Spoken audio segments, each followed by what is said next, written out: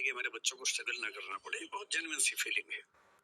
ये केवल मनुष्यों में नहीं, हर प्राणी में फीलिंग है कि उनके बच्चों को संघर्ष ना करना पड़े। तो हम भी ऐसा चाहते हैं, हर कोई चाहता है। लेकिन होता क्या है कि जो हमारा थॉट पैटर्न है, रियलिटी उसके ठीक विपरीत है। जैसे आप हैं, मैं हूं और बहुत लोग हैं जिन्होंने बहुत स्ट्रगल करके अचीवमेंट हासिल की। जब अपने बच्चों को सुविधाएं देते हैं, उनका लॉजिक क्या होता है कि बेटा हम तो लाइट भी नहीं आती थी, टेबल लैंप जलाते थे। टेबल क्या, वो जो डिबरी वाला होता था, ऑयल वाला जो लैंप होता था, लालटेन जलाते थे, उससे पढ़ते थे। तुम्हें तो एसी, पंखा, कूलर सब कुछ मिला हुआ है, इतने बढ़िया लाइट्स मिली हुए हैं, लाइट भी नहीं जाती है, जनरेटर भी लगा हुआ है। बेटा एक तो हमारे पुरानी पीढ़ी में सब पेरेंट्स का स्कूल नदी के उस पार ही था। हमारा स्कूल तो नदी के उस पार था। मैं परेशान हूं कि सारे स्कूल नदी के उस पार थे, तो लोग इस पार क्यों रहते थे? उसी पार रह लेते। पर सभी के पिताजी नदी के उस पार पढ़ते थे और नदी पे पुल भी नहीं होता था।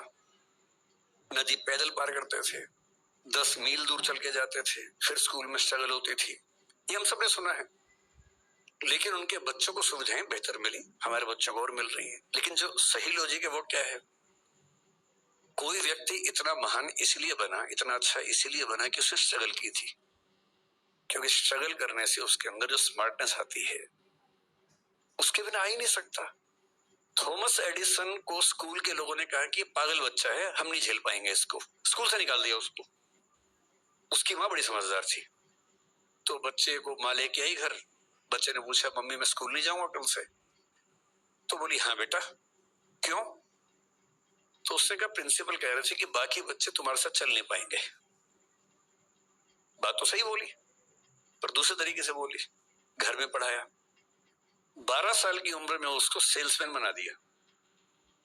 14 साल की उम्र में वो टेलीकॉम ऑपरेटर बना पहली बार। जिज्ञासा पैदा हुई, रिसर्च करने लगा। करते करते उसने 20-25 की उम्र में, जिसको हम फोनोग्राफ कहते हैं, उसका आविष्कार किया। और वो आदमी जिसको स्कूल ने पागल कह के, मेंटली रिटार्डेड कह के निकाला था, 1078 पेटेंट उसके नाम पे हैं। ये वो बच्चा था, क्योंकि उसको स्ट्रगल मिली। जिसको स्ट्रगल नहीं मिलेगी, कोई खास तीर नहीं मार पाएगा। सही बात है। इसलिए अगर आप चाहेंगे आपके बच्चों को सारी सुविधाएं मिले, तो एवरेज लोग बनेंगे, बहुत खतरनाक किस्म के लोग बनेंगे, इस पर के चांसेस कम है। तो तरीका ये है कि सुविधाएं दें, थोड़ा सा लिमिट करें, और कोशिश करें कि किसी एक मामले में फायर उनके अंदर पैदा हो। किसी एक मामले में उनको 10 ऑप्शन दीजिए कि भाई तुम्हें खेलना है तो 4 दिन ये खेल खेल के देखो, क्रिकेट खेल के देखो, फुटबॉल खेल के देखो। जिस खेल में उनका एप्टीट्यूड ठीक से काम करे, उनका मन भी लग जाए, उसमें आगे बढ़ाइए। जिस दिन आपके बच्चे को कोई फील्ड मिलेगी जहां उसका मन कर जाएगा, फिर ये चीज बीच में नहीं आएगी कि सुविधाएं हैं तो बच्चे आगे नहीं बढ़ रहे, फिर बढ़ेंगे। उनको इंटरेस्ट वैसा डेवलप होना चाहिए। तो आपके और मेरे लिए सलाह ये है, क्योंकि हमारे बच्चे उस स्थिति में है कि संघर्ष वैसे तो नहीं मिलेगा उनको, तो थोड़े और संघर्ष, थोड़ा हॉस्टल लाइफ जब मिलेगी, बाहर जाएंगे, 50 लोगों से मिलना जुलना होगा, वो होगा। एक ऐसी फील्ड चुनवा दीजिए जो उनके इंटरेस्ट की हो और उसमें उनका मन करे कि मैं कमाल कर दूं, तो फिर आप पाएंगे वो सारे सिम्टम्स दिखेंगे जो हमें अभी नहीं दिख रहे। एक इसमें आखिरी छोटी सी बात मैं आप सबसे रिक्वेस्ट करूंगा। देखिए, मेरा एक बेटा है, एक बिटिया है, जो मतलब हमारे भाई साहब की बेटी है, हमारे साथ रहती है। दोनों बच्चे 17 साल के भी हैं, 18 के होने वाले हैं। एकदम सामान्य बच्चे हैं, पढ़ने में भी सामान्य है, हर चीज में सामान्य है। ज्यादा स्ट्रेस लेना नहीं है, साधारणता को एंजॉय करना है। हर बच्चा महान नहीं बन सकता। और एक बात और ध्यान रखनी है, जब तक स्पार्क ना हो आप कुछ बड़ा नहीं कर सकते। और स्पार्क हर व्यक्ति के जीवन में अलग अलग टाइम पे आता है। विवेकानंद जब तक रामकृष्ण परमहंस से नहीं मिले थे, वो स्पार्क नहीं आया था। वहां जाके स्पार्क आया, तब वो महान बने। महावीर स्वामी 30 की उम्र में घर से निकले और उसके बाद 12 साल तपस्या की उन्होंने। भगवान बुद्ध 28 की उम्र में घर से निकले।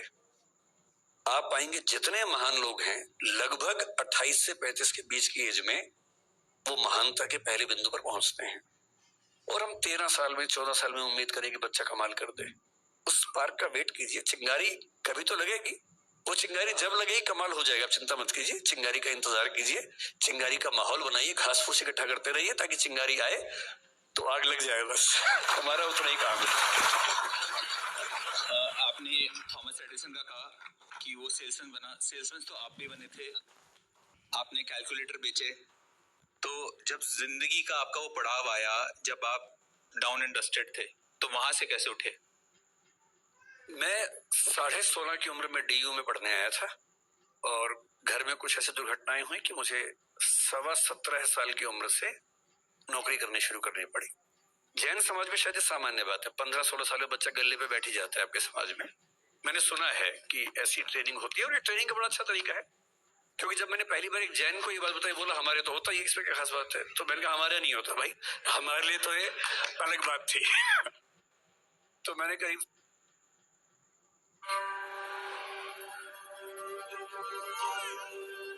जानती हूँ काली। तो मैंने करीब 17 साल की उम्र में सेल्समैन की नौकरी की, कैलकुलेटर्स बेचता था उन दिनों। अच्छा टाइम था, खूब दुत्कारा जाता था। आप किसी को बेचने जा रहे हैं, वो खरीदने के मूड में नहीं है, आपका टारगेट है नौकरी बचाने के लिए, आप पूरी ताकत लगाइए, खरीद ही लो भाई। वो नहीं खरीद रहा है, खराब से बोल भी देगा, गालियां भी सुनेंगे ही आप, पर उसके बिना मजा भी तो नहीं जिंदगी में, थोड़ा वो झेलना जरूरी है। तो मैं बहुत खुश इस बात से, मेरे पेरेंट्स दुखी रहे लंबे समय तक कि जो तुम्हारा करियर बनने का समय था, हमने तुम्हें उस समय स्ट्रगल में डाल दिया। अब तो मेरी माँ नहीं है, 6 साल पहले उनका देहांत हो गया, पर मैंने उनसे हमेशा ये बात कही कि आपको अंदाजा नहीं है कि आपने क्या किया मेरे लिए। अगर आप भी मुझे सारी सुविधाएं देते तो मैं भी एक सामान्य जीवन जी रहा होता। स्ट्रगल्स दी तो उससे चीजें बहुत बेहतर हो गई। तो मैं तो बहुत शुक्रगुजार हूं अपने पेरेंट्स का कि स्ट्रगल्स दी उन्होंने। हो सके तो थोड़ा बहुत हम भी दें स्ट्रगल्स, और उससे अच्छा रहता है। आपने माँ का अपना नाम लिया। मेरा एक क्वेश्चन अब नेक्स्ट इमोशंस को लेके है, और स्वतः यहाँ पे बहुत जेंट्स बैठे हैं, उनके लेके है। लेडीज फिर भी अपना इमोशंस कहीं ना कहीं निकाल देती है, बट हम जेंट्स एक उम्र के आने के बाद अपना इमोशंस दिखा नहीं पाते। हमें हमेशा बचपन से सिखाया जाता है कि अपने इमोशंस कुछ भी हो आपको छुपा के चलने हैं लाइफ में।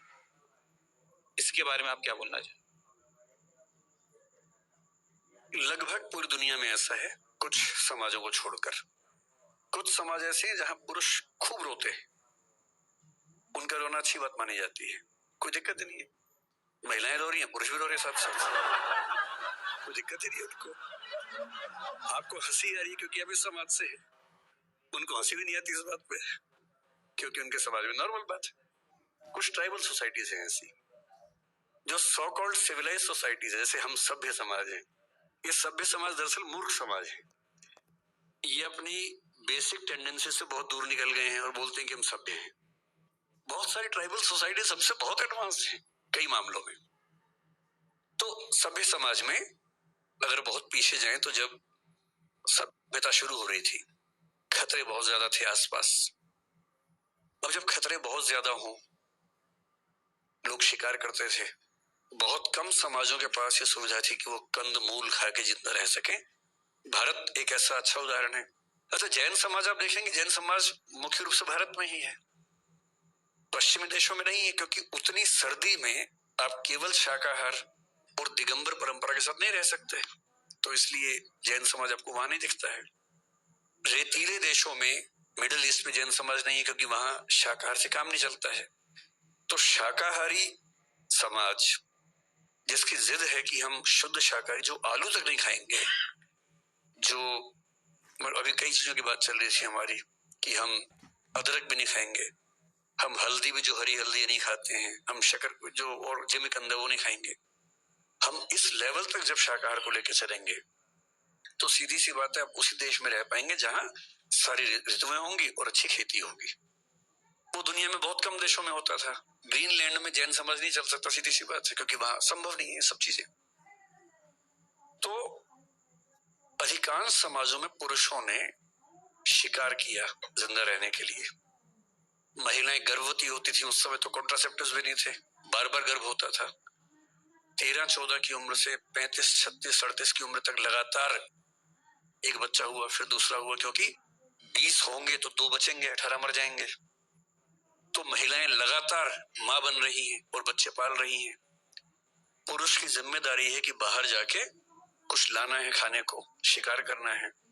शिकार करने गए हैं तो शिकार हो जाने का खतरा भी है, सीधी सी बात है। तो उस समय के पुरुषों की जो परवरिश हुई वो ये थी कि उनको बहुत साहसी होना है, लड़ाकू बनना है। और जो बहुत लड़ाकू है वो रोता वो ठीक नहीं लगता है। इसलिए उन समाजों ने एक नियम बनाया कि लड़के रोएंगे नहीं। मन में तो आएगा इमोशन, रोना नहीं, दबा लेना है। और ये होते होते पीढ़ी दर पीढ़ी एक ऐसी नॉर्म बन गई कि लड़कों का रोना कमजोरी का लक्षण बन गया। अब तो घरों में क्या है, 2 साल का लड़का भी रोए तो क्या बोलते हैं मम्मी और पापा, तो लड़की है, तो बेटी है। और उसको इसमें 2 बात समझ में आती है, एक तो एक ही गलत है, दूसरा लड़की होना लड़का होने से खराब बात है। क्योंकि कोई लड़का रोए और आप कहे तो लड़की है, इस पे अंडरस्टूड है कि लड़की होना खराब बात है, लड़का होना अच्छी बात है। और धीरे धीरे लड़के सोचते हैं अच्छा मैं खास हूं, मुझे रोना नहीं है, रुलाना है। और फिर वो जिंदगी भर रोता नहीं है। और जितना ये रुलाती महिलाएं भी कम नहीं है वैसे, वो तो मैंने मजाक में कहा, रुलाने वाला काम तो दोनों करते हैं। लेकिन लड़कों की मजबूरी है कि उनको समाज में ठीक दिखने के लिए अपने इमोशंस को बहुत मारना पड़ता है। अब जैसे समाज में इसकी जरूरत नहीं है, अब कौन सा भाला लेके शिकार करने जा रहे हैं, अब तो पुलिस है, सेना है, सब चीजें हैं। अब समय आ गया कि रेक्टिफिकेशन ऑफ इमोशंस हो और रोते हुए पुरुषों का सम्मान किया जाए। अब आपको फिर हंसी आ गई, देखिए इस बात पर, जब तक ये हंसी आती रहेगी मामला ठीक नहीं होगा। जिस दिन पुरुष के रोने पर हंसी आनी बंद हो जाएगी उस दिन मामला ठीक हो जाएगा। इसलिए आपका बेटा रोए, टोंट मत कीजिएगा, बस सिर पे हाथ रखना है, कंधे पे हाथ रखना है, रो ले आपके साथ। और हो सके तो साथ में खुद भी रो लेना है, 2 आंसू निकाल देने हैं। बेशक अकेले में ले जाओ उसको, दोनों बाप बेटा रोए साथ साथ, रो लीजिए। मैं वो गारंटी से कह रहा हूं, जितना हल्का उस दिन महसूस करेंगे उतना कभी नहीं करेंगे।